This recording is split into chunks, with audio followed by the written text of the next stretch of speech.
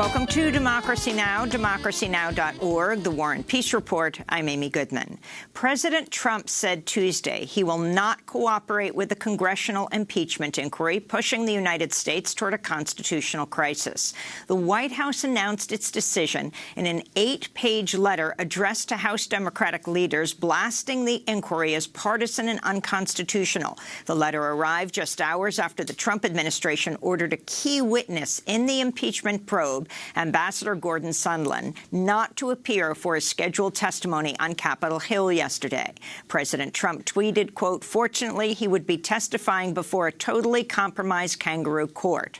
Text messages turned over to Congress reveal Sondland helped to mediate conversations between Ukrainian officials and Trump's personal attorney, Rudy Giuliani, aimed at winning a promise from Ukraine's president to investigate Joe Biden and his son in exchange for hundreds of millions of dollars of U.S. military aid that Trump had placed on hold. On Capitol Hill, House Intelligence Committee Chair Adam Schiff said Tuesday Democrats would issue a subpoena ordering Sondland to appear before Congress and to hand over electronic messages related to the investigation.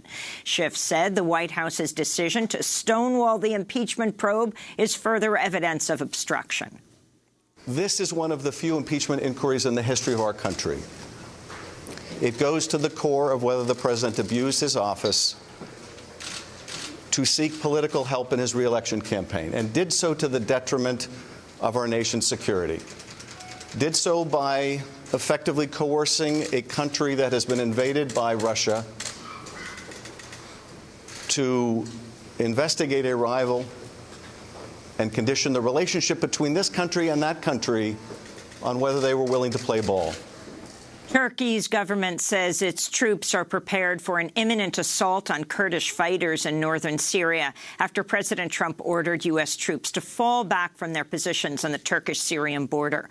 Kurdish fighters said they're bracing for a humanitarian catastrophe, saying in a statement this attack will spill the blood of thousands of innocent civilians because our border areas are overcrowded, unquote. This follows warnings that former Kurdish allies of the U.S. who feel betrayed by President Trump will abandon thousands of prisoners captured during the U.S.-backed war against ISIS over the past 2 years. Afghanistan's National Intelligence Agency says a top al-Qaeda leader was killed last month in a joint U.S.-Afghan military operation that killed at least 40 civilians at a wedding party, including 12 children.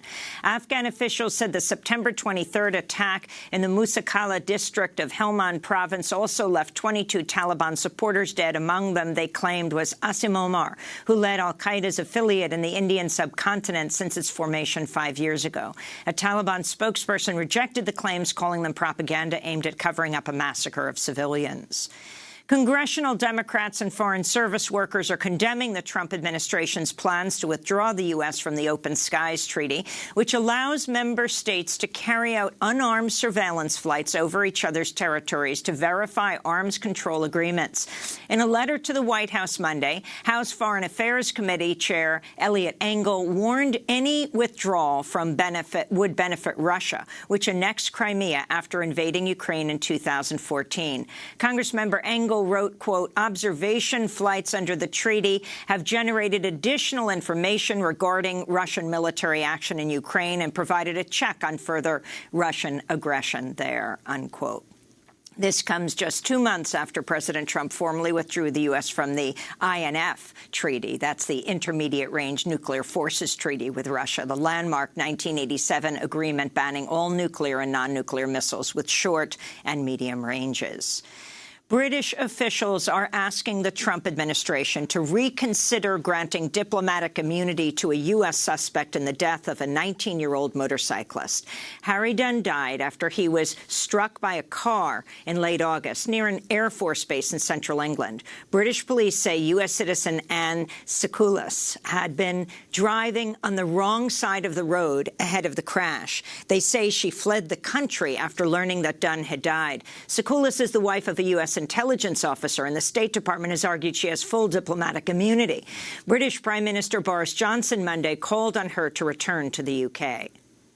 I do not think that it can be right to use the process of diplomatic immunity for this type of purpose. And I hope that Anne Sakoulas will come back and will engage properly with the processes of law as they're carried out in this country. The Supreme Court heard oral arguments Tuesday in 3 cases that'll determine whether LGBTQ people can be fired from their jobs due to their sexual orientation or gender identity.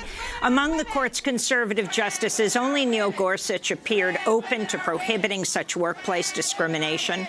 Outside the court, plaintiff Amy Stevens, who was fired from her job at a funeral home in 2013, joined a rally hosted by supporters. This is Laverne Cox, award-winning transgender actress.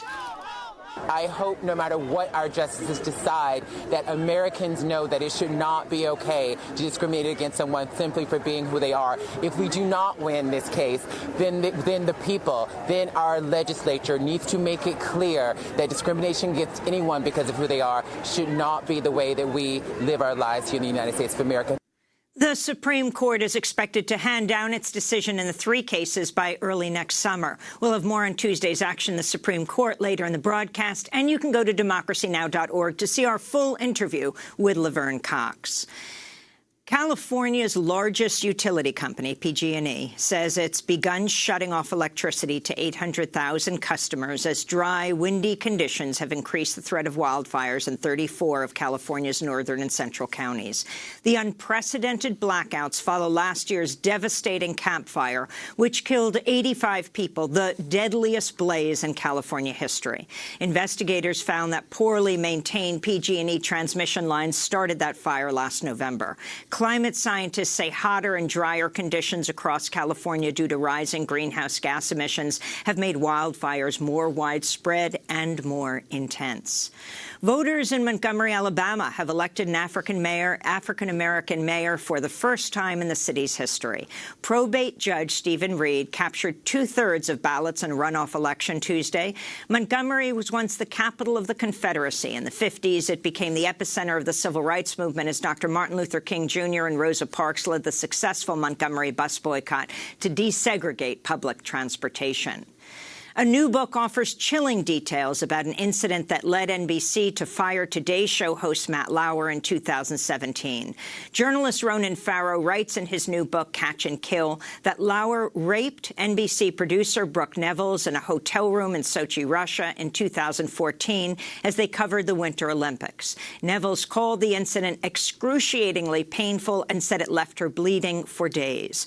Multiple other women have accused Matt Lauer of sex crimes. The New York Times reports one former NBC employee was summoned by Lauer to his office in 2001, where he allegedly locked the door and sexually assaulted her until she passed out.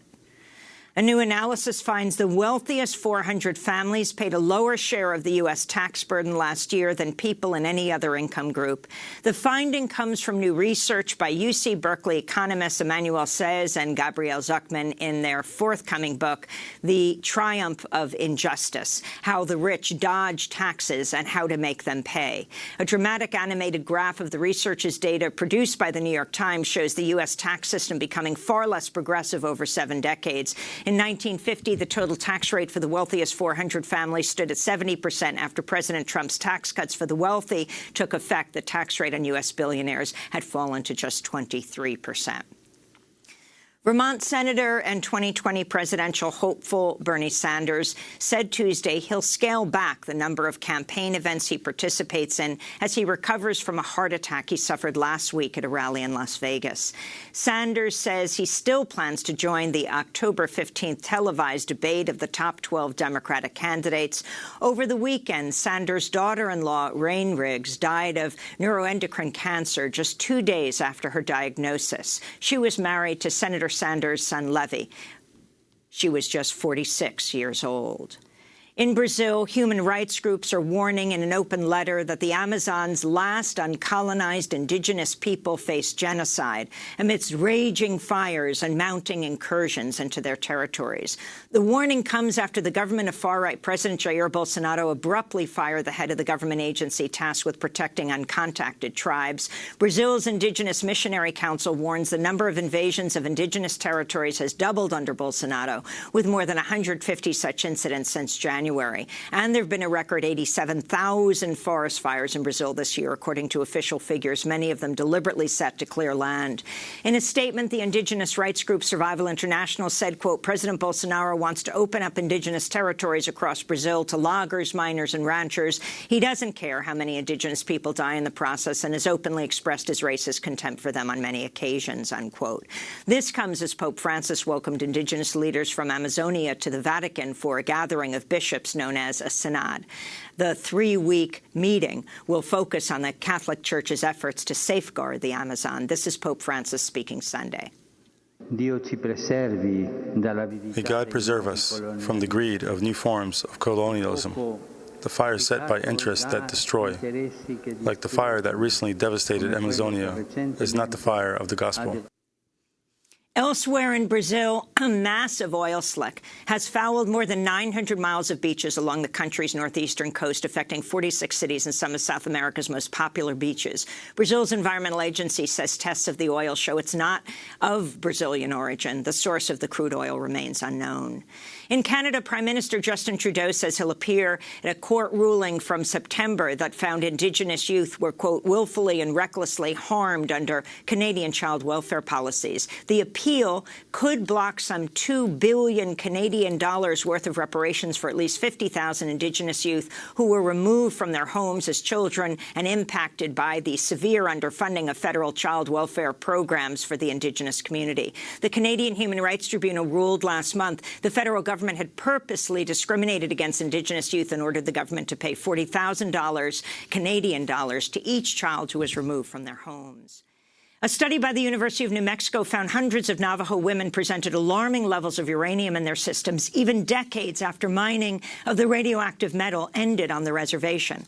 Of nearly 800 Navajo women who are part of the federally funded study, at least 1/4 tested positive for high levels of uranium. A group of babies also showed uranium levels far higher than the national average. New Mexico Congressmember Deb Haaland and other Democrats are pushing for legislation to expand compensation to people exposed to uranium. And 16-year-old Swedish climate activist Greta Thunberg met with Indigenous youth climate leaders Tuesday as she visited the Standing Rock Sioux Reservation in North Dakota. Thunberg was welcomed by 16-year-old high school student Takata Iron Eyes, who was just 12 years old when she joined protests against the Dakota Access Pipeline in 2016. Takata Iron Eyes later appeared with Greta in a video produced by the Lakota People's Law Project urging Congress to stop the Keystone XL pipeline. Indigenous peoples have been on the front lines of the climate crisis, and we know how to live in balance with the earth. And so when we're talking about solutions, we have to include Indigenous peoples in the conversation. So let's protect our Indigenous peoples, their rights, their communities, their way of life, because that's what we're going to need when we go into this battle. And those are some of the headlines. This is Democracy Now!, democracynow.org, The War and Peace Report. I'm Amy Goodman. And I'm Juan Gonzalez. Welcome to all of our listeners and viewers across the country and around the world.